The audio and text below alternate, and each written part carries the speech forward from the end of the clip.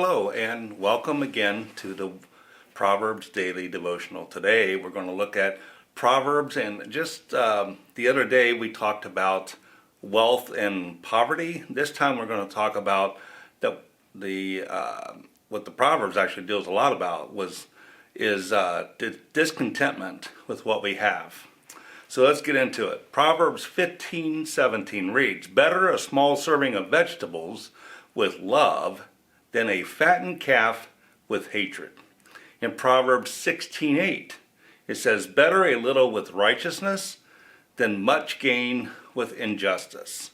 And then 17:1 states, "Better a dry crust with peace and quiet than a house full of feasting with strife." A lot of people suffer with, what if I had this, or what if I had that?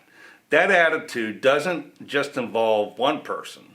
It often spreads in the community if we don't take steps to prevent it. And if it affects a lot of areas in our lives. It could be physical, it could be emotional, it could be spiritual. There are basically no areas of our life that are exempt from this creeping in. So how many times have you heard some people say this, or maybe even yourself? If I had more money, if I hadn't made that bad investment, if I hadn't made that bad decision, or if people would just accept me. The list goes literally on and on.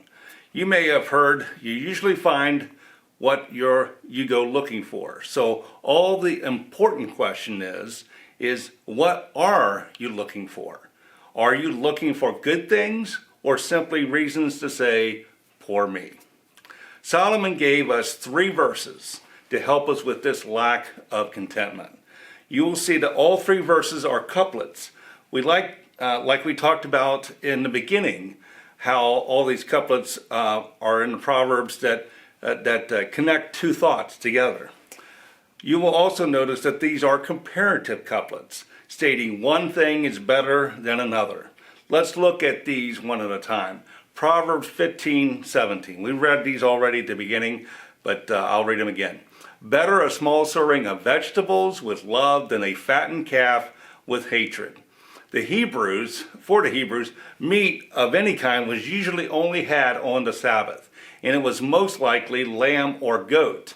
Oxen, which some translations actually translate that to oxen instead of calf, but they were way too valuable to be used on the farm. So oxen could do far more work in a short time than a man could do for days.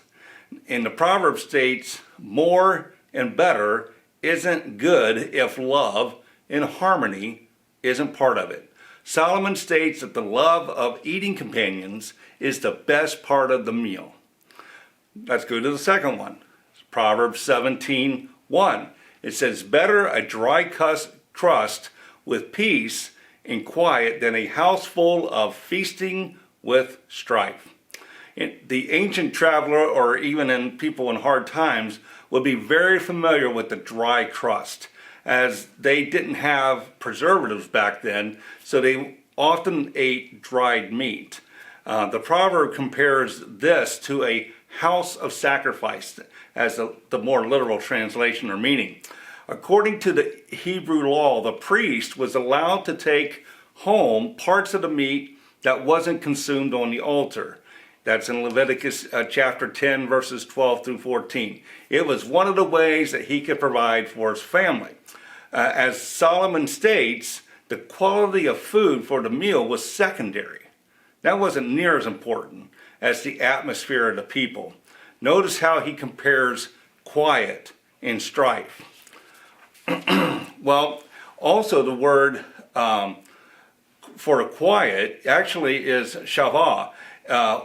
And that doesn't just refer to silence. It means tranquility, peace, security. It's actually very closely related to shalom that we talked about earlier, which means peace, health, prosperity, and security as well.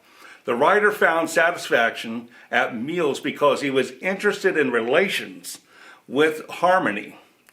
and rather than the best food one could buy. So don't let your contentment be taken from you. Proverbs 16:8 says, better a little with righteousness than much gained with injustice. Let me tell you a little short story. In 1980, the Boston Marathon, Rosie Ruiz, she, being basically an unknown, at the time ran the 26.2 mile race in 2 hours, 32 minutes. Now, that sounds incredible to me, and I'm sure it is to a lot of people. She showed visible signs of fatigue and exhaustion as she crossed the finish line, and she literally fell into the race officials. But the problem is, she didn't run the entire course. She started and ran a few miles, then she caught a subway, and then she waited a couple hours and then rejoined the race a half a mile from the finish. They were questioning this finish considering her time in the New York Marathon just a year earlier for 2 hours and 56 minutes. They found out that she didn't run that full race either. She took a bus. So I always wondered how anyone gets anything from cheating, how they can really enjoy victories that they know they don't deserve. As Proverbs state, everything gained or anything gained by injustice is far inferior to even a little with righteousness. Even your conscience would eat at you knowing the truth. It would be like sleeping on a hanger. Every move you make would be just a reminder that it's there. And for those that want much, those that have much, and those that think they need even more, all need to apply these proverbs to their lives. Contentment doesn't have as much to do with your bank account. Greed will eat you alive in your attitude and wrong priorities. Some people are simply never satisfied. So let's close out the scripture with Paul mentoring to Timothy and talking about contentment. In 1 Timothy chapter 6, verses 6 through 8, there's actually going to be two pieces of scripture we're going to look in Timothy, but this first one is 1 Timothy chapter 6, 6 through 10. But godliness with contentment is great gain. For we brought nothing into this world and will take nothing out of it. But if we have food and clothing, we will be content with that.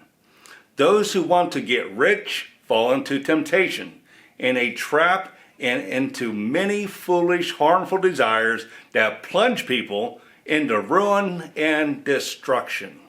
For the love of money is the root of all kinds of evil. Some people, eager for money, have wandered from the faith and pierced themselves with many griefs. And then 1 Timothy, will drop down a little bit further down in that chapter. 1 Timothy chapter 6, 17 through 19 says, command those who are rich in this present world not to be arrogant, nor to put their hope in the wealth, which is so uncertain, but to put their hope in God, who richly provides us with everything for our enjoyment. Command them to do good, to be rich in good deeds, and to be generous and willing to share. In this way, they will lay up treasure for themselves as a firm foundation for the coming age, so that they may take hold of the life that is truly life. Paul didn't condemn having money or it being evil, or even suggested that the rich should get rid of their wealth. He didn't do any of that. There are poor folks that are more materialistic than rich people. Paul developed three things in contentment that we can take, or ways we should think about it. Number one, we look for God working in our circumstances. That's Philippians chapter 1, 12 through 14. Number two, he thanked God for what he had and didn't complain about what he lacked. And then number three, he valued relationships over material possessions. So ask God today to help you develop a spirit of contentment. It will revolutionize your life. Thanks for joining me today, and we'll look forward to you next time. Thanks. God bless.